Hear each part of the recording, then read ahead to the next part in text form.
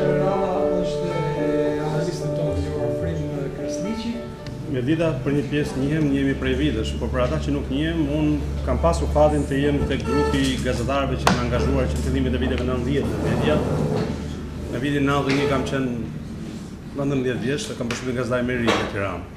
Por fati ishte i mirë, por fati keq ishte gazetë partijake, do thotë gazeta e parë e demokracisë ka qenë gazetë e kundërt me sistemin e kaluar dhe ishte gazetë partijake. Oferta e parë e media shkruar në Shqipëri. Dhe së dyti kam pas një eksperiencë profesionale në fushën e media marrëdhënie publike, nivelet ndryshme që nga zëdhënës i ministrit jashtëm deri tek këshilltar i dy presidentëve të Republikës. Dhe deri diku jam munduar që edhe në të lloj referimi të heq atë pjesën teorike me idenë që për ta bërë më praktike me shembull konkret. Dhe duke kam ngulur gjithmonë që këto janë mendime personale dhe që i bën për qëllime akademike, kërkoj një kuptimin tuaj edhe për ndonjë rast për cilën ne mund ndajmë pikpamje të ndryshme. Unë kam marrë po themi atë që quhen tiparet kryesore, jam marrë sidomos me periudhën e tranzicionit dhe sidomos me fazat e ndryshme të tranzicionit. Duhet kuptoni dallimet ekstreme. Për shembull në vitet 90 media ishte të mbushje faqet e gazetës, çdo lajm përbënte media dhe gjithçka ishte lidhur me politikën. Në atë kohë nuk konceptohej ideja e kontrollit permanent, por kriteri kryesor ishte të ishte korrekt me kriterin politik. Nëse kishte kriterin politik, ishte gjithçka e zgjidhur. Biznesin media e ndryshoi të gjithë rregullat e lojës dhe në këtë lloj faze Shqipëria praktikisht u gjetë pa përgatitur për shkak se hyrja e teknologjisë shpejt u shoqërua me të njëjtit ushtri. Do thotë është si të futesh një modernizim të ri ushtarak, ndërkohë që ushtarët kanë të njëjtë. Kështu ndodhi me media dhe vetë fakti që fakulteti i gazetarisë është hap shumë vonë, do të thotë që brezi më i madh i atyre që hyjnë në media nuk vinin nga formimi profesional gazetar, por vinin nga profesione të tjera bytësore, dhe kjo reflektoi deri diku dhe një lloj komuniteti shumë të përzierë, shumë mix që u gjet në botën e gazetarisë. Në raport me etikën janë një sër kriteresh, këto do i kaloj shpejt sepse ka të bëjë me debatin e madh, në ato që quhet praktikisht debati i madh në raporte të ndryshme, do thotë mbi vlerat etike, mbi detyrimet, mbi nëse ka ndryshuar media dhe sa ka ndryshuar etika në Shqipëri, përgjegjësitë etike dhe nevoja për mbijetesë, sepse bëhet fjalë në një vend ku mbijetesa është kryesore, fjala kryesore në media dhe pastaj diskutohen parimet etike. Është etika në media dhe etika në shoqëri, nëse reflektojnë njëra tjetrën, udhëheqin apo pasqyrojnë njëra tjetrën, është etika si zgjidhje racionale apo si pengesë për zhvillimin, raporti me blogjet e reja, media skandaleve, kërkesa për lajmin e fundit, debati sasior, cilësor dhe ai çfarë quhet praktikisht në debati nëse duhet të ketë vërtet një kod etike dhe kod etike si zgjidh gjitha gjërat. Është një lloj si besojmë ne që asnjë mjek në Shqipëri nuk abuzon për shkak se ka një urdhër të mjekut dhe një kod etike të mjekut. Ata në fakt e kanë prej shekujsh, por gjithmonë kemi ankesa për mjekët. Kështu që kanë përshtypjen e njëjta gjë të funksionojë edhe nga gazetari. Nuk ka të bëjë më shumë me çfarë njerëzit kanë kokë dhe çfarë mendojnë, sesa me rregullat e shkruara. Në debatin për raportin direkt midis medias dhe etikës, debati është nëse kjo lloj etike, ky lloj vlere bëhet për arsye për kërkuar vërtetën, do thotin publiku është interesuar të di të vërtetën apo duhet di çdo detaj që lidhet me çështjen për ta zbuluar vetë se kush është e vërteta. Për të mbrojtur kolegët, për shembull, rrallë ndodh dhe gjithnjë me rrallë vitet e fundit që media vetë të kritikojë një përfaqësues medias kur bën gabim. Por ka një lloj, po themi, uniteti për të mbrojtur gjëra dhe për të mbuluar njëri tjetrin me idenë që secili prej tyre do vi rralla një ditë dhe kështu që në mënyrë automatike krijon një cikël i mbyllur. Gjë që nuk ndodh për shembull në mediat perëndimore. Unë po i marr një rast, meqenëse ky është fondacion gjerman. Para sa ditë është një nga kryetatorët më të njohur gjerman deklaroi në media që ka votuar 2 herë në zgjedhjet europiane në Itali dhe në Gjermani. Dhe gjithë media gjermane ka marrë si pikë skandali dhe i kërkojnë gjithë që të marrin një qendrim ligjor të prokurorit ndaj tij. Askush nuk thotë që është një nga 3 njerëzit më të rëndësishëm media në Gjermani dhe si i tillë i lejohet të bëjë deklarata të tilla. Frika nga vendi i punës dhe akmarrja është themelore, do thotë njerëzit janë të interesuar në atë part të kenë stabilitet, pastaj të diskutojnë mbi parimet se si sigurohet ky stabilitet.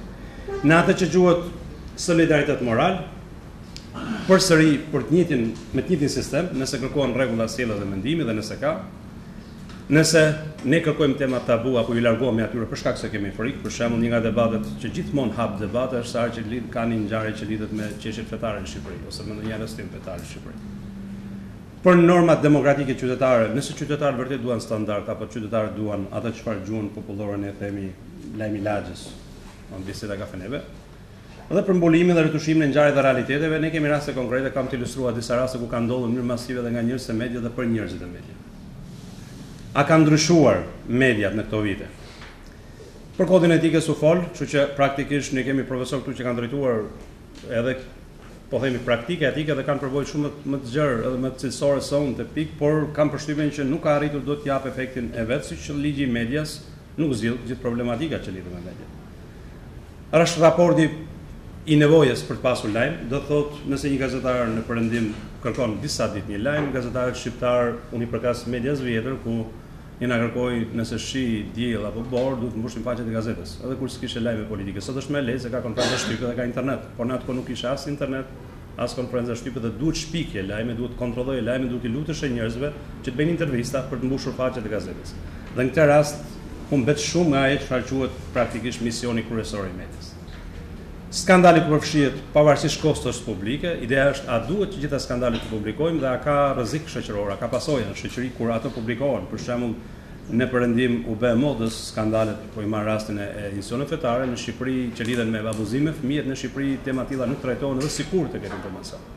Edhe për shkak të asaj që quhet ndikimi i traditës, mentalitetit tonë zakonor në raport me vendimmarrjen publike. Mënyra raportimit sot ka shumë llojshmëri, do thotë një lajm gjendet në 20 burime dhe shumë e vështirë për ta gjetur. Unë dje bëra një kërkim për veten time dhe unë rezultoi që nga kriminali kërkuar në SBA deri tek ai që janë pedagog në universitet. Për shkak se një nga kolegët e mi ka botuar dikur një artikull dhe ka marrë direkt emrin Norto Vonadarkës se ka botuar dhe ka menduar që ka vetëm një person të tillë. Në fakt, ndjenin time ka rreth 30 publik, deri jo dëshmor të luftës UÇK-s, një batalion, një rrugë, një shkollë, kanë emrin e tjerë për shkak se është mbiemër pak si popullor nga Kosova. Kështu që në mënyrë automatike unë nuk arrit dot ta heq atë lajm sot nga media dhe kushdo që dëshiron për të më prishur punë, mund ta marr atë dhe unë duhet të saroj në mënyrë vazhdueshme. Ne kemi pas një histori të njëjtë media në shkruar vite më përpara kur ne sa herë që kërkoi një fotografi për të ilustruar ndalimet e policisë dhe kontrollin për armë, jepnim një person. Dhe një ditë bukur ai vjen dhe ishte një biznesmen i nderuar nga Firi, i cili thotë, "Ju më shkatërruat biznesin sepse në mënyrë vazhdueshme sa herë që policia arreston dikë, del fotografia ime." Kështu që në mënyrë automatike unë do i hedh në gjyq, por praktikisht ai u arrit kompromisi që zhduket foto nga interneti. Tani kemi bërë thjesht, nëse ju shikoni shumicën e medias, foto ilustrative merren nga bota huaj. Thonë që mos ketë gjyqje në Shqipëri. Por edhe këto duke abuzuar sepse unë do i përmend raste konkrete ku tregomi të pa rëndësishëm, po themi, pa vëmendshëm ndaj detajeve, po i marr një rast konkret me qenë është ato tema, sa herë që diskutohet për krime në familje ose sidomos për procesionin apo aktet e tilla, gjithmonë kamerat vijnë në zonën e bllokut dhe filmojnë çdo femër që kalon rrugës. Dhe paktën mua më ka ndodhur që ka qenë një njeri im dhe imagjino si jemi ndier secili nga ne kur kemi parë lajme dhe duhet t'i shpjegonin fëmijëve që kjo kronik nuk ka lidhje me përmbajtjen, por gjatë që ka gabuar sepse ka marrë tekstin e dikujt dhe ka vendosur foton e dikujt. Dhe imagjinoni pastaj problematika që mund krijoni një ambient krejt tjetër, sidomos kur bëhet fjalë për ngjarje të tilla trenda që denigrojnë ndjenjën e individit. Dhe besueshmëria e medias në Shqipëri, media ka qenë zakonisht e besueshme çuditërisht jo pa nga profesionalizmi, sa ka qenë për shkak të nevojës që njerëzit të flasin ta ndjejnë veten diku të përfaqësuar. Është si puna e blogjeve, domethënë. Është ndoshta nga vendet e rralla nga përvoja ime në vende të ndryshme që njerëzit ngrihen 6:30 mëngjesit, marrin telefonin dhe dalin te ajo telefonata, leximit gazetave dhe nxjerrin gjithë dufin e ditës. Që në 6:10 para se filloj dita. Zakonisht një qytetar perëndimor nuk e bën këtë gjë. Unë mendon në rastin konkret. Për shkak përvojës profesionale unë kam marrë ca shembuj për shembull. Ne kemi një rast praktik, është pak i njohur, por s'është më sekret. Kur vizita më e rëndësishme politike ndodhi në Shqipëri, presidenti Bush ne u morëm me përgatitjen e vizitës dhe në atë kohë 3 stacione televizive i hyshin në garë se kush prej tyre do kishte monopolin e dërgimit kamerës në takimin zyrtar kryesor. Sipas praktikës amerikane, u ra dakord që den vetëm 2 stacione dhe u eliminu një tret. Dhe ai treti na mbushi me mesazhe duke thënë, nëse ju s'më fusni, unë do ju nxjerr jetën. Dhe në mediat në atë kohë janë publikuar titra të pafundme me emrin tim dhe me emrin e kolegut tim, këshilltar diplomatik, duke thënë po sabotojnë vizitën e Bushit, po përgatisin vizitën e Putinit në Shqipëri, janë anti-amerikan, e urrejnë Amerikën e tjerë. Dhe kur ne merrim me thoshte do heq titrat ditën kur ju më dërgoni lajmin, se më sen që kamera ime do jetë në takim. Dhe imagjinoni bëhet fjalë për njëri më të rëndësishëm në botës dhe vizitën më rëndësishme historike që ka ndodhur patën në brezin tonë. Kështu që sot është një nga stacionet kryesore dhe kur kjo ndodh në nivele të tilla, imagjinoni çfarë ndodh në nivele të tjera. Po ashtu kemi pasur po një rast tjetër publik kur zakonisht titullari i institucionit të presidencës do të jepte një intervistë dhe ishte intervista e fundit karrierës së tij, do thotë të përcakton me fatin nëse do rikandidoj apo do veproj, 2 stacione hyn ngar dhe nuk ishin ofertat që ideja që do ketë audicione më të theksuar tonë, po ideja ishte Nëse t'ja e palës tjetër, më ke shkatruar mua, kështu që në mënyrë automatike do të më bësh 2 herë kundërshtar dhe njëri nga 2 stacione që nuk e mori këtë, botoj nesër me një editorial nga më të denigruesi që është bërë ndonjëherë për kryetarin e shtetit dhe është sot një nga personat më të paguar, më të suksesshëm, më të prezant në mediat shqiptare. Janë tipike për të treguar që si intereset e vogla i anashkalojnë të gjithë këto, jo vetëm rregullat etike, po dhe rregullat, po themi, e përgjegjësisë publike, të organizimit institucional e tjerë dhe ndonjëherë janë, po themi, mizaskena që tregojnë dhe na vlejnë praktikisht për të treguar që luksi i madh që paraqet media nuk është realitet Shqipëria e dhe nuk është realitet, nuk tregojnë brendësinë e tyre. Në lidhje me skandalet e mëdha publike, ne njohim nga skandalet, tu kam cituar, po ju marr përsëri një krahasim Shqipëri-Gjermani. Në Gjermani presidenti i Republikës do të t'jap dorëheqje për shkak sepse me një mik bëri pushime dhe konsiderohet që bileta e tij dhe udhëtimi u pagu nga miku. Kurse në Shqipëri duhet taku çesharaka. Ai doli pa fajshëm, pasi dha dorëheqje, por gjithë media gjermane tha është politikisht ai është i dëmtuar, juridikisht është korrekt, por politikisht ne nuk e pranojmë me ngjyrin tonë dhe nuk mund të ketë vlerë morale me fjalën e tij. Dhe sot është një jurist i pavarur, ka një zyrë avokati dhe merret me këtë. Në një shoqëri si jona ju dini që ndonjëherë këto skandalet vetëm bëjnë reklam. Sepse krijohet perceptimi që ti je i paprekshëm. Dhe kur je i paprekshëm, pastaj edhe ata që janë kritik janë, po themi, ironia e madhe fatin rast në Shqipëri, ai që publikoi kasetën mori çmim në Gazetari i Vitit, po nga personi i cili kishte publikuar kasetën. Dhe lidhe me miqësisë politikës është një nga teza që unë përdor gjithmonë, është shumë interesante. Nëse ju shikoni faqet e rrjeteve sociale, gazetarët më të njohur botës, shumica e tyre i kanë fotot më jetësore të tyre, më të rëndësishme të jetës tyre, në Afganistan, në Irak, në Ukrainë, në vendet ku ndodh ngjarja dhe ku rrezikohet jeta. Nëse ju shikoni faqet e private të shumicës së gazetarëve VIP, po themi, që quhen në Shqipëri, të gjithë i kanë foto me kryetarin e Partisë Demokratike Socialiste, kryeministin e Kosovës, presidentin e Shqipërisë, zakonisht presidenti jo që është në shkruar kushtetuta, por me kryeministrat e radhës e tjerë. Do thotë është përpjekja për treguar që un kam pushtet dhe fjala ime vendos. Dhe deri ku është tregon praktikisht edhe mentalitetin se si shikohet për tyre, po themi, raporti medias me politikën. Dhe në lidhje me zgjedhjet, ne gjithmonë kemi pas ka dhe vende tjera që kanë kandidatë në zgjedhje, kjo është tipike, por ajo çfarë mua më bën përshtypje është ideja që se si mundet që individet hyjnë nga media, shumë pavarur, dalin politikë dhe imitojnë tërësisht liderin. Do të thonë kthehet zëdhënës të natyrës zyrtare të prerë të marrëdhënieve publike dhe nuk sillin deri diku një ndryshim pozitiv në partinë politike ku bëjnë pjesë të tjerë. Keni para dhe praktikën është e konsumuar tash me historia e gazetave të kashme, por është interesante kur ne bëjmë si vjet një truezme ose ven, dhe një nga kritikat kryesore kjo ishte, shumica e profesorëve të medias ishin prezent dhe ata që të mediave kryesore thanë që mos e ndryshoni me ligj sepse na prishni punë. Ne duam që të kemi se s'kemi personel për të mbuluar aktivitetet e partive politike. Media vetë kërkonte që të vazhdoj praktika e kasetave të gatshme. Tiparat kryesore të kësaj periudhe janë mediat e propagandës, është kryesore, vazhdon të jetë. Dhe është normale, është një shoqëri që s'ka arritur në fund të tranzicionit, por është normale. Lidhjet e identitetit, raporti me biznesin, si eksperiment, si strehimi individëve shpesh edhe pa profesion të tjerë, si tribunë publike dhe si një vitrinë, si një imazh, unë do i kem ndaluara praktikisht do ndalem në pika të veçanta, kështu që të kaloj shpejt për të interesuar të dhënë publike. Si produkt global me mediat e reja, si reklam marketing, si biznes shtesë, si profilizim, si tribunë publike, si vitrinë përsëri, si shantazh dhe si risk pesha minimale. Këtu janë tiparat kryesore të ndalura rastin konkret shqiptar. Është kufit midis privatës, publikës dhe ligjorës. Kush e përcakton kufirin dhe kush është kriteri që përcakton? Është jashtëzakonisht e vështirë për të përcaktuar. Për shembull, po i marr një argument. Ne gjithë duart roketën kur tha qeveria e kaluar që asnjë gazetar nuk do hidhen në gjyq. Do duhet sukses i madh medias. Në fakt, kjo ishte në vlerësim ndaj mediave. Do thonë ti shkruaj çfarë duash dhe askush s'ka përgjegjësi, kur praktikisht mekanizmat e qeverisë për të kontrolluar media janë krejt tjera dhe lidhen deri me jetën e individit, jo thjesht me një proces gjyqësor. Dhe ne supozojmë demokraci funksionale, do thotë çdo njeri që hidhen në gjyq madje është lajm i mirë, se deri pavarësisht nga gjyqi, jo me dekret falje siç kemi aprovuar zakonisht në tradicion. Është pjesë specifike që ka publikja në verifikimin e fakteve, domethënë në Shqipëri është praktikisht në raporte disproporcional dhe e dyta është, po themi, pesha e madhe që ka media kur paraqet një fakt. Domethënë është një lloj si themi sot në Tiranë Tërmet, po botundit gazeta, nesër gjithë familjet tona do pyesin që ka rënë tërmet, por na thoni sa transition ka qenë, po themi, askush nuk e vën dyshim idenë që mund të ketë rënë. Dhe ne kemi pas raste publike kur praktikisht janë dhënë lajme që kanë qenë krejt kundër. Ne kemi një rast publik në Tiranë në vitin 96 kur do arrestoshin 6 zyrtar të lartë u dhanë emrat e tyre dhe për shkak të besueshmërisë një gazete i botoi 6 zyrtarë të lartë, njëri prej atyre nuk u arrestua sepse kishte vdekur 6 vjet përpara. Kështu që por media ka ngel emrin në faqe të parë, gazetës madje me fotografi. Dhe është tipike dhe askush nuk kërkoi falje dhe askush nuk reagoi dhe u çuit gjë nga këto, siç ishte rasti i përmendur të rastit zonës Paqezela.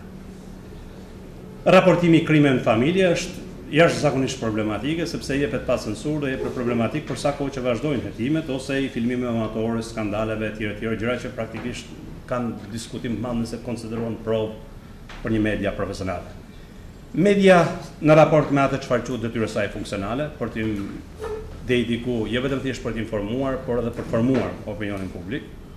Deri diku në Shqipëri përshtypja ime është që media reflekton atë pjesë të madhe të turmës dhe i përshtatet këtij mekanizmi. Fakti është që shumica e mediave, sidomos mediat e shkruar, zakonisht vjen titujt, pastaj ai që vetë tituj nuk ka lexuar shkrimet, por zakonisht vjen titujt, faqes parë dhe pastaj ka rëndësi çfarë lezohet mëngjes kur lezohen pasqyra e media se sa çka brendësi gjërave të tilla. Media si reflektimi i gjendjes në nivelin demokratik dhe jo elitës në Shqipëri, për shkak se elita në Shqipëri ndjedhet pa përfaqësuar në atë që quhet aktivitet mediatik, madje sot nuk u ushtrojnë në sistemin komunist kishin një të mirë në kuptimin që propagandë, por pjesa më e madhe e shkrimtarëve të kohës ishin aktiv në media ose ushtronin. Sot pak a shumë pjesa më e madhe e tyre janë larguar dhe nuk ka as ndonjë individ i vetëm. Dhe replikat, rasti i fundit që dje, ne morëm vesh në darkë në çdo seton televiziv për 5 minuta pa koment të gjitha sharrit dëfyrit që janë bërë në Parlamentin Shqiptar.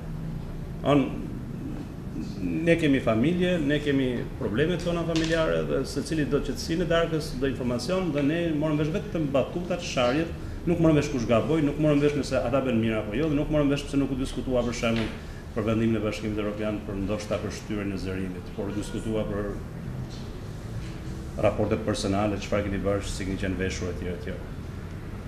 Në lidhje me raportet me publikun është tipike. Gjithmonë është bërë udhës tashmë që kritikohen analistët. Ideja janë fajtor, nuk janë fajtor analistët. Unë nuk i mbroj, unë për vete nuk preferoj të quhem analist.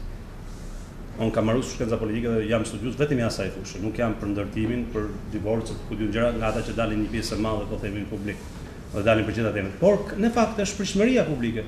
Unë jam dakord që sondazhet tregojnë që politikanët dhe një pjesë e tyre bashkohen në vlerësimin po perceptimin popullor, por është pritshmëria publike që këta njerëz po themi të flasin dhe thonë zërin tonë, dhe kjo është edhe arsyeja që i mbajnë celularat të hapur gjithmonë në studio.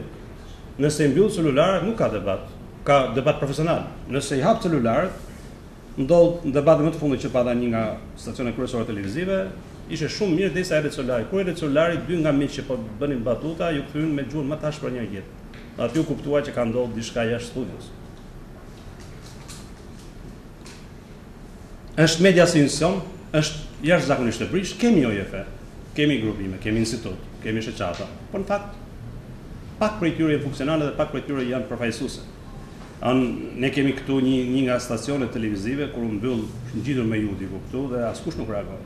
Që u mbyll një stacion televiziv. Ndërkohë që po të ishte po themi shkarkimi një zyrtari nga puna për një post që ka lidhje po themi publike, gjithë merreshëm me ta ose kush është parë këtë fundjavë duke pirë kafe diku në lokalet e Tiranës. Dhe është tipike për treguar që nuk ka të njëjtin standard. Madje kemi pas raste publike ku gazetarët janë dëmtuar, qoftë protesta, qoftë nga raport me policinë, nuk ka pasur qëndrim të njëjtë, por ka pasur një palë pro, një palë kundër, duke u ndarë siç ndahet politika. Dhe media është kontrollit, si mbijeton, si vetë korrigjohet, në fakt korrigjohet vetëm thjesht nga tregu, dhe jo nga tregu i shitjes, nga tregu i pushtetit, nga tregu i influencës. Nëse marrim tregun e shitjes, sidomos shtypi i shkruar nuk mbijeton dot, për shkak kostos madhe që ka. Media si sistem mendimi, nëse është pozitiv edhe mendimi fiktiv, sa profesional është ajo, sa specializuar është ajo, është jashtëzakonisht e vështirë dhe është rasti tipik. Unë kam marrë rastin e fundit, Divjakës, dhe nuk ftoheshin ekspertët, për arsye se debati me ekspert del shumë teknik, po ftohen njerëz që nuk kanë lidhje me ekspertë, por kanë hyrë në avion ndonjëherë dhe flasin për gjithë detajet e mundshme të lidhje mafioze, të avionëve, të raporteve etj. Me një kompetencë shumë madhe që duke krijuar një dilemë madhe nëse raporti i tyre është profesional apo raporti i tyre është perceptim momenti dhe reflektim nga ajo që zakonisht në gjuhën sociale quhet kur një individ shtrihet në krevat, shikon tavanin dhe percepton botën, do thonë me një perceptim që mund të takojë çdo lloj pike. Media pa korrespondencë është vërtet një pjesë më e madhe e jona nuk kanë korrespondencë. Media si medium i plotësuar dhe po i munguar, roli të mbështesë interneti, kinemas të tjerë, shumica e tyre nuk funksionojnë, kinema në Shqipëri janë në zhvillim i ri, janë parcial, në qytetet kryesore nuk ka më të tilla, kështu që në mënyrë automatike ngelemi në ato çfarë prodhohen në qendër. Unë kam marrë rastin e luftës së vitit 99, unë kam qenë në Gjermani në atë kohë, por si njëri interesuar për shkak edhe familjes, ishte ndarë në dy pjesë, dhe pjesë isha andaj, interesoheshim shumë në lajme dhe një nga gjërat që bëja, shikoja vazhdimisht Tiranën dhe media në gjermane dhe vija re që lajmi më i mirë i Tiranës ishte lajmi që kishte ndonë gjermanët para ditëve.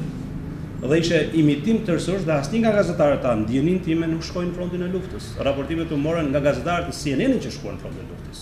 Jo nga gazetarët tanë që shkuan në frontin e luftës, kjo është dallimi i madh, sepse konflikti ishte me rëndësi historike, por nga ana profesionale rrallë ndodh konflikt me zonën tonë. Kështu që është edhe diku një sfidë profesionale për të arritur kjo gjë. Media si identitet, kalimi nga miti censurës tek i paras fitimit, kjo është kryesore. Ne kemi pas raste, po themi, të ndikimit drejt për drejt. Unë kam marrë një rast tipik ku një parti politike do bënte interpelancë në parlament. Muajin e kaluar, mos gaboj, kancelara Merkel pati një fjalim në Parlamentin Britanik dhe konsideroi fjalim shumë i rëndësishëm në raport me Britaninë, në raport me Bashkimin Evropian. Për shkak se është konservatorë dhe për shkak britanikët qeverisën nga konservatorët. Në mesin e fjalimit, 7 stacione ndërprejnë kanalin dhe futën interpelancën rutinë në parlament. Në është tipike se si interesi i caktuar politik i ditës ndikon me këtë gjë. Siç është nga e di, ishte interpelancë për vlera dhe maturës. Kam përshtypjen ishte e rëndësishme se maturantët të gjithë ndjekun televizorët për kuptuar, por kam përshtypjen jo aq sa Merkel dhe jo aq sa për ta bërë në mënyrë kaq, po themi, se interpelanca ne dimë që janë zhvillim krejt rutinë parlamentare. Të gjithë përgatiten, ke 13 minuta, secili përgatit fjalimin përpara, fjalimin e përgjithë dhe fjalimin që të mbash pasi përgjigjet para tjetrit. Gjithçka përgatitur përpara. Kështu që është tipike. Dhe në kronikat protokollare është tipike, nuk gjen në raste të tjera, vetëm revistat e modës ose fundjavës që në një kronikë televizive të rëndësishme ku thuhet lajmi kryesor jepet pronari im ishte sot bashkë me bashkëshortën ose vllai me pronarit ose djali i pronarit etj, siç patëm edhe javën e kaluar etj. Domthonë tipike dhe nuk merren lajmi kryesor për çfarë ndodh në ngjarje. Dhe sa më shumë media praktikisht, sa më shumë media merr pushtet, aq më shumë rrezikohet nëse ky pushtet përdoret për mirë apo përdoret për abuzim. Media si profesion, ideja e ndarjes tyre dhe karrierës publike janë promovimet, postet kryesore janë bërë gjitha nga politika, vazhdojnë peng nga politika dhe ngelen peng e politikës dhe produkti politikës. Unë kam marrë dhe rastin atë shesë është tipik. Vitin e kaluar një grup gazetarë shkuan në Greqi dhe në atë kohë qeveria greke reagoi ashpër ndaj deklaratës së një nga kolegëve tanë, artikujve tip botuan shtyp. Dhe kur gazetarët i thanë që ai është qytetar i lirë, jo thanë ata, është drejtori i ATSH-s dhe përfaqëson politikën zyrtare. Dhe kur ne gjithë i thonin, po themi thonin që ky është një nga gazetarët, është i lirë për të folur. Por një shtet serioz, ai përfaqëson institucionin zyrtar. Tek ne bashkuar interesat dhe është hequr kufiri. Kushdo thotë dhe bën gjithçka. Është tipike për shembull, nëse unë marr ditët e fundit kemi pas një sër zëvendësministrash përfshirë në fushën e sigurisë, që duhet ishte i fundit që të flas, që bën editoriale dhe komenton zhvillimet e ditës në proces gjyqësor. Kur normalisht një shtet serioz, kur ti merr një funksion publik, duhet të jesh korrekt me funksionin publik. Dhe një nga arsyet kryesore të funksionit publik për të qenë korrekt, një nga kriteret është kodi etikës, kodi profesional dhe kodi zyrtar për të zbatuar sa kujja. Dhe rasti i një numri gazetash, këtu është një shifër, ju e njihni gjithë, është bërë kundër sistemit komunist që i dënonte njerëzit për fjalën e lirë. Unë personalisht kam pas pa 20 raste për ta hidhur në gjyq, nuk e kam hidhur në gjyq, por e di që shumë prej nesh kemi pas raste të vazhdueshme dhe është tipike një nga ato media që i shkel të gjitha drejtat e njerëzit. Media si garanci sociale, transparenca dhe pagesa, është tipike, ju keni folur dhe një nga orët e kaluara, po themi, sot nuk ka pasur pushimet publike, mos gaboj, por para 3 ditë ka pas. Një nga drejtorët e një nga stacioneve kryesore televizive është pushuar. E dini si e mori vesh u pushu nga puna, mori vesh nga reagimi i stafit. Në moment që nuk i zbatuan urdhrat, ose pati ai kuptoi që diçka ka ndodhur, pastaj interesu dhe pastaj mori vesh që kishin ndërmend ta pushonin nga puna. Një media serioze nuk ndodhin gjëra. Dhe kjo vazhdon ndodh. Pse ndodh? Sepse është vetë bota e krijuar ti dhe prandohet edhe nga ata të tjerë që zëvendësohet etj. Dhe tregu i gazetarëve është jashtëzakonisht, ne kam marrë rast në merkatin e futbollit. Merkati i futbollit ka vlerë kur janë njerëzit praktikisht talentë dhe ne pranojmë me talente, por deformimi tregun. Edhe në media të njëjtën gjë kemi ndodhur në media, po themi çdo kemi raste stacione televizive që sapo janë hapur kanë tërhequr një pjesë madhe të medias me vërtet financiare. Dhe ideja është sa efektive janë këto dhe sa të përputhen me shikueshmërinë, lezetshmërinë, ofertat e tregut, mundësitë e tregut për t'i kapur dhe hapësirën për të folur. Dhe është rasti tipik, unë një përmenda që parë shkurtimisht, është një nga rastet që unë më pëlqen gjithmonë ta citoj. Në Tiranë ndodhi që në një vepër produse, 3-4 veta vdiqën, unë e kam bërë 3-4 sepse i 4 të ndjenin time shkojnë në spital Gjendjetran dhe nuk jam i saktë nëse ka vdekur apo jo. Por 3 ditë me siguri. Askush nuk e dha lajmin, për shkak sepse ndërtesa ishte një nga pronarët e mediave në Shqipëri. Është një lloj solidariteti. Imagjino të ndodhë në një perëndim kjo gjë. Imagjinoni mund sa reagimi do ketë, dhe imagjinoni minimalisht përgjegjësia publike që jo thjesht se ka lidhje media me të ose me individin, po minimalisht mbajti kush përgjegjësi, zyrtarët përkatës, kush ka dhënë lejen, kush është sigurisë, apo pagun siguracionet, apo pagun pas vdekjes.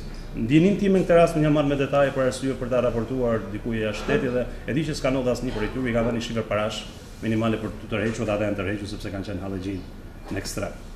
Media sot e kanë humbur peshën për shkak sepse BBC nuk është më, zëri i Amerikës është drejt me një hap drejt mbylljes. Mediat e tjera kanë larguar vëmendjen nga Shqipëria dhe deri ku lajmin Shqipëria vetëm kur ne bëjmë ndonjë nga ato bulevardet, po themi, gabura. Unë kam marrë një shembull këtu, që mos bien gabimet e medias, kam përdorur vetëm inicialet, janë 2 vajza, njëra viktimë direkte dhe njëra indirekte. Gjithë mediat i botuan SMS-et e tyre çfarë ata kishin shkruar për dashurit ose familjarët e tyre, ndërkohë që asnjë media serioze në botë nuk e bën këtë gjë. Ndërkohë që ne nuk e dim ende sot, dhe unë praktikisht nuk e di me gjithë insistimin tek edhe te instituti dhe tek burime të tjera për ditur sa është tirazhi i mediave që botohen në Shqipëri. Për shkak sepse faktura nuk tregohet asnjëherë, shtypshkronja nuk tregohet asnjëherë dhe imagjino pastaj pse ne duhet të hyjmë në jetën private dhe kemi drejt të hyjmë në jetën private të individëve dhe t'i marrim rrecën. Me mirë kuptim do i sjell ca foto. Kjo para është në Itali, është protesta në Itali. Është botuar në një faqe zyrtare në Tiranë, duke thënë që është protestë në Tiranë. I ditë më vonë zbulua që është protestë në Itali, por askush nuk reagoi. Është kjo pjesa ndaj. Është protestë në Rom, mos gaboj në nëntorin e vitit kaluar, diçka tjetër. Ne botuam para një muaji në Shqipëri. Është rasti i dytë, është rasti kur është gazetë, është botuar. Kjo foto është marrë nga Republika në Itali. Po, në faqe të parë doli në konferencë shtype, u përdorët në parlament. Megjithëse dikush thoshte është në Itali, prap duhet ishte në Shqipëri. Ngeli është shtypur, është botuar, nuk kërkon njëri falje. Është rasti tjetër për armët kimike. Marr fëmijët e mi, unë jam prind me 2 fëmijë. Si ndihet një fëmijë kur shikon buluar me kundërgaza ka marrë flas për armët kimike. Rasti i generalit NATO-s që u arrestu pak ditë më parë, kriteri numër 1 në profesion është hiqet grada që të arrestohet. Dhe generali kapet në flagrancë, makina që në çdo ditë, por në atë makinë ishte 5 kamera, është tipike se si veprohet dhe askush nuk e mbroi. Edhe rasti tjetër, megjithëse unë kam shtyr foton poshtë, është trupi i njeriu i pambuluar dhe është rasti fushatës elektorale kur një politikan denigrohet, është rasti skandalit të madh që ju dini përfundon procesor, ministrit të kulturës, është rasti i individit i cili akuzohet për përdhunimin në fizë votues e plot në media, dhe është rasti i individit që 3 gazetat nesërmen duke kërkuar individin që ka porosit dinamitin, ngatroi emër me fytyrën dhe i botuan fotografinë një personi tjetër. Unë këta kam përdorur si ilustrim shumë të thyer dhe prapë duke kërkuar mirë kuptimin tuaj. Një numër i gazetës Reporteri që ne kemi të fakultetit, besoj pjesa e madhe këtë din. Unë kam jam përpikur të shkruaj për etikën e gazetarit, po si praktikë profesionale. Ajo që unë shoh se këtu flitet shumë për media tradicionale, dhe unë kam përshtypjen se media tradicionale për shkak të mënyrës se si komunikon, dhe për shkak të statusit gazetari, dhe për shkak të mesazheve që kalojnë, edhe çështjen e etikës e trajton pak nga ripamja humane, domethënë shikohet shumë vlerat njerëzore, shikohet shumë thelbi i njeriu, shikohet shumë pjesë ontologjike. Dhe unë po i referohem të paktën materialeve që kam pas mundësi të konsumoj vonë, të paktën nëpër blogje shumë serioze, flas për blogje të MIT-s, Harvardit e këtyre, dhe edhe aty reflektoj një pjesë të këtyre mendimesh, është artikull shumë i shkurtër, nëse dikush ka interes mund t'ja kaloj. Po ideja ime atje është këtu që nuk do të bëj fare referim, thjesht hap një diskutim, mund të ketë dikush do i bie shkurt një referim paralel. Ideja ime është aty unë shtroj 2 pyetje. A mundet që sot me mediat e reja të flasim për etikën si atribut, si një cilësi e brendshme e njeriu, ndërkohë që praktikat profesionale kanë ndryshuar rrënjësisht dhe gjithë filozofia e këtyre shkrimjeve që unë kam mundur të shoh është se me ndryshimin e mediave, me ndryshimin e praktikave profesionale, edhe ato vlera që quhen dikur objektiviteti, verifikimi, pampëria, të gjitha këto janë vlerat që janë vërë shumë pikpyetje. Ku ta diun, të gjitha këto praktika, gazetaria e çastit, gazetaria e bërë në përblogje, gjitha këto vlera duket sikur vjen në pikpyetje. Dhe ajo që unë konstatoj është se diskutimi bëhet shumë për praktika personale standarde shumë të mira, po jo më për gazetar që verifikojnë, që bëjnë balancin, që kjo infrastruktimi i lihet pak kjo modelit të crowdsourcing, domethënë i lejnë një verifikimi të mëdhenshëm. Po ndërkohë gazetaria bëhet ecën me të ritmin e shpejtë dhe gjithsesi përpiqet të ndjekë një praktikë mirë standarde, po asnjëherë të themi që të bëjmë të ndarjen kohore midis aktit të bërit gazetari dhe vlerësimit që vjen nga mbrapa. Më duket se shoqëria shqiptare ndodhet shumë brenda një kulture substancialiste, ku e shikon akoma gazetarin të lidhur me disa vlera tradicionale nëpërmjet modelit të medias tradicionale dhe akoma duket se vazhdojmë me balanca, verifikimi, absolutisht edhe në shkelje skandaloze, tamam për ato timi që ata vetëm se janë publike e etike, po ata janë mërsisht shkelje banale, por për mua tamam etika gazetareske është çështje nuancave se sa ata praktikisht duhen ndaluar, ata nuk mund dalin publikisht. Flas për pjesë madhe të reformave, ata thjesht nuk mund dalin publikisht. Diskutimi etik jo që kalon në nuanca. Këtë kam pas si merak edhe tek ai shkrimi. Këtë kisha më tepër, nuk e di sa mund ta nxjerrë diskutimin. Faleminderit. Okej, sa njëri të bëjmë një koment po bardhën? Apo pyetje? Që se ka afrimi, se sa afrimi të së Maroj, sa të shojnë. Ka pyetje bardhën. Unë në fakt shkeljen e etikës që diskutuat e që parashtrohet e shoh shumë si pasojë si shkak të medias, po vetë mënyrës funksionimit të saj. Për faktin se për metimin tim media është ndërtuar, keq ndërtuar që fillim në një mënyrë krejt ndryshme, duke mos marrë parasysh interesin e vëmendjes publik, por vetëm interesin e biznesmenëve të caktuar që kanë lidhje të tyre politike, ekonomike, me biznesmen të tjerë, po edhe me politikanë. Dhe a shihni ju shkeljen e etikës më shumë si pasojë se sa si shkak që ka çuar gazetarinë në këtë lloj situate, ku ju thatë në drejtë edhe më parë që gazetarët sot dhe ne shohim edhe në praktikën e përditshme janë shqetësuar më shumë për vjetesën e tyre, për shkak të vonesave të rrogave, se sa për pasur parasysh interesin e opinionit publik, se sa për të korrumpuar, se sa për të investiguar, dhe gazetari në gjithë këtë rrjet vizios është personi që është më shumë i diskriminuar se i diskredituar në këtë industri mediatike. Kështu që pyetja ime në këtë rast ka të bëjë që a shikoni ju shkeljen e etikës si pasojë e mënyrës ndërtimit të medias përmes industrisë, biznes. Okej, qartë. Mund të qartë. Mund jam një. E para në lidhje me komentin e kolegut, në fakt, edhe unë jam dakord me atë çfarë thua, por ideja është që ka dy lloj qasje, shkencore, për arsye akademike dhe jam dakord me gjitha, dhe faktike, domethënë çfarë ndodh në Shqipëri. Kur flasim shkencore, marrë modelin e huaj. Unë kam një eksperiencë personale, po i tregoj një rast konkret. Revista Der Spiegel botoi një artikull, ka botuar mos gaboj para 4 vitesh, ku parashikoi në artikull Renata aktoria, autorja, nuk jam mbajtur në mbi emrin. Boton një artikull ku ishte do krijohet një UÇK e re, e cila drejtohej nga një avokat në Shqipëri që e njohim gjithë, Hidayet Beqiri, dhe që dëshironte çamërin nga etj. Dhe citonte kishte me të fakryer, po mlidhen njerëz po vjen.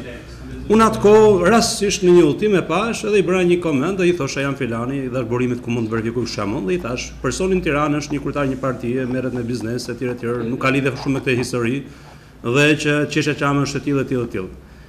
kam bërë mbi 40 korrespondenca për ta bindur atë që unë jam i saktë. Dhe pas se ata kanë pyetur ambasadën gjermane, kanë pyetur një nga fondacionet e huaja, mos gaboj Hans Zeidel ose njëri nga këta fondacionet. Kanë pyetur dikë tjetër burim tyre korrespondent. Kanë pyetur kolegun Muka, që është një nga etj në fund fare ka ra dakord dhe më kanë kërkuar ndjes, më kanë falendëruar dhe kanë botuar sqarim në faqen e revistës. Ka qenë vetëm një lajm nga Shqipëria që është po themi por çfarë ndodhi kjo? Mua ngushtoi pafundësisht harxime, mund dhe djerës për diçka që normalisht do duhet ta vënë ambasada jonë shqiptare në. Por në fundi gazetari gjerman e pranoi përgjegjësinë dhe reagoi. E imagjino të ndodh media shqiptare kjo gjë. Unë vërtet i kam marrë ato raste ekstreme, por kur them kur ndodhin jetë njerëzish e nuk reagohet, imagjino çfarë ndodh pastaj për lirinë akademike etj. Ne jemi pedagog, kur hym unë jap të gazetaria, kur hym në vit parë janë gjithë turp, vitin e tretë gjithë janë shefa, unë jam pa punë. Kështu që pra në mënyrë automatike ka një perceptim krejt ndryshe të raportit se si ecën gazetaria në Shqipëri. Nësa në lidhje me kam përshtypjen të dyja në bashkë, domethënë nuk ka ndonjë në çdo raport ndërkombëtar thuhet media në Shqipëri nuk është as përpara shoqërisë, as po themi pas shoqërisë, bashkëtojnë, ecin dhe ky është mekanizmi që ndodh në gjitha vendet ku nuk ka kaluar faza e tranzicionit. Është aq e dukshme kjo gjë sa po ju marr prap një rast tjetër të javës të fundit. Ju dini që kryeministri bëri një vizitë në Berlin. Një media nuk u mor me vete dhe nuk e ka dhënë ende as sot lajm që kryeministri i Shqipërisë ka qenë në Berlin. Dhe duke bërë në mënyrë të prerë, në mënyrë të qartë, në mënyrë dukshme si shej presioni, me idenë që unë nuk e jap, po është lajm për shqiptarët që kancelaria gjermane pret kryeministrin e Shqipërisë dhe i thotë keni shanse për të hyrë, po është lajmi kryesor, sepse ne kemi vite që nuk shkelim në Berlin dhe nuk na jepet ky lloj premtimi. Kështu që në vend që minimalisht të merret me këtë, pa dhënë fare portretin e individëve që shkojnë aty, ndodh. Por media në Shqipëri po themi, sidomos media e shkruar, sa dhe njoh më mirë, unë gjithmonë përdori rastin e Kroacisë. Ka 3-4 gazeta me 180.000 kopje. Ne kemi 27 gazeta dhe shkojnë deri në 60.000 kopje. Çështja është si mbijetoj. Dhe që këtu nis gjithçka pastaj kurse media u bashkon me një kolektivin që përdor një tezë që thotë gjithmonë nuk kemi gazetar, kemi punonjës të medias. Njerëz që luftojnë për rrogën dhe kohët e fundit as ata s'po marrin pjesa më e madhe e tyre. Kështu që bëhet për një situatë krejt tjetër, domethënë gjithë ato çfarë ne lexojmë libra është shumë e vështirë të gjejmë një shpjegim shkencor në rastin tonë, por lidhet me ku është Shqipëria, ku është tranzicioni dhe ku është shoqëria. Jam dakord me atë që tha Bardhi, që media të mesisht larg publikut, dhe kuptim që e bën të pandijshme. Dhe s'ka si tjetë media etike, media me përgjithësi. Ka bëjë pak edhe me kulturën e ambientit profesional shqipërik. Ka një perceptim që unë e kam dashur që të jesh gazetar etik do të pak a shumë mos jesh gazetar i suksesshëm dhe profesionist. Pra, në perceptimin e pjesës më të madhe të gazetarëve shqiptarë dhe këtë e kam konstatuar kështu, edhe kur kam qenë vetë, kam qenë drejtor etike të gazetarëve, dhe më vonë, në bisedë se kam kontakte të vazhdueshme me gazetarë, por ideja është që po të jesh gazetar etik, mund të jesh gazetar etik, por nuk je profesionist sepse nuk bën dot lajme, nuk je i suksesshëm, nuk etj. Dhe ky është, unë mendoj që ka të bëjë me kulturën profesionale. Në perëndim nuk mendohet një gazetar i suksesshëm pa qenë etik. Pra të qenit etik dhe të qenit profesionist i suksesshëm janë këto gazetarë që janë gazetarët e skandale, por askush nuk i merr seriozisht në kuptimin, po themi, në vlerësimin në ambientet personale. Kështu që kam përshtypjen ka një lloj orientimi të ambientit të profesionistëve në Shqipëri drejt një lloj gazetarie që në vendet e tjera është gazetari, po themi, e një lloj shtypje që ka publik, por që nuk ka status në komunitetin e, po themi, profesionistëve të shtypit. Po them një rast nga Italia, për shembull. Para 4-5 vite u bë një skandal në Itali, një gazetar u përjashtua nga urdhri i gazetarit, sepse kishte marrë të dhëna nga një hoxh në Milano, si gazetar, ai predikonte për predikime tipit kështu ekstremist, dhe të dhënat ja kalonte shërbime sekrete. Kur u zbulua rasti që u bë skandal largimi i hoxhës sepse u shkelën të drejtat e njeriut dhe u zbulua që doli gazetari që kishte dhënë shërbime, kishte dhënë informacionet e kishte shfrytzuar profesionin gazetarit për punën e shërbimeve sekrete. Urdhri i gazetarit e përjashtoi nga ekskomunikoi duke qëndruar një parime që një gazetar nuk ta përdorë informacionin përveç se për ta publikuar. Jashtë këtij funksioni një gazetar nuk është gazetar, pra nuk ka dublim të profesioneve. Mendoj që në Shqipëri diçka e tillë për një gazetar mund ta përdorë informacionin kryesisht për gjëra të tjera, por edhe për gazetarinë. Kjo është, mendoj që ky është një lloj, ka të bëjë shumë etika me kulturën e ambientit, me profesional. Okej, faleminderit.